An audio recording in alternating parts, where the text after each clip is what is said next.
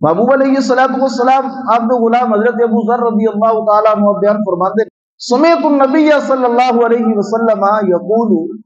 فرماندے نے میں آقا کریم علیہ الصلوۃ والسلام آپ کا ارشاد سنیا، آپ نے بیان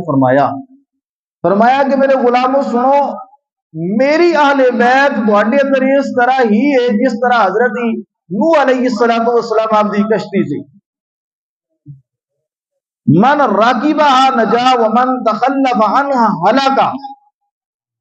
فرمایا جس طرح حضرت نوح علیہ الصلوۃ والسلام آپ کی کشتی کے اندر جو لوگ سوار ہو گئے سن اس طوفان تو بچ گئے سن، اور جنہوں نے اس کے اندر سواری نہ کی تھی وہ غرق ہو گئے۔ فرمایا اس طرح میری اہل بیت انہوں کی مثال حضرت نوح علیہ الصلوۃ والسلام آپ کی کشتی کی طرح ہے، جنہوں نے اپنا تعلق انہاں دے نال قائم کر لیا انہوں نے رب تعالیٰ نجات عطا فرما دے گا، اور جنہوں نے اپنا تعلق اہل بیت نال ختم کر لیا جس طرح کے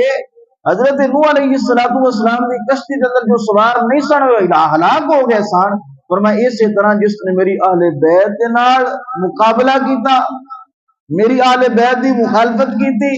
میری اہل بیت کے نال اپنا سلسلہ قائم نہ کیتا، فرمایا جس طرح نوح علیہ السلام کی قوم ہلاک ہو چکی سی جو کشتی اندر سوار نہیں ہوئے، اسی طرح اہل بیت کو نہ منن گے وہ بھی دنیا کے اندر ہلاک و برباد ہو جان گے۔ یہ آقا کریم علیہ الصلوۃ والسلام آپ نے اپنی اہل بیت دی شان بیان فرمایا کہ اہل بیت دے نال لگنا جڑا ہے نا، آپ دی تعلیمات تے عمل کرنا، آپ دے نقش قدم تے چلنا حقیقت کے اندر نجات دی علامت آقا کریم نے اس کو بیان فرمایا۔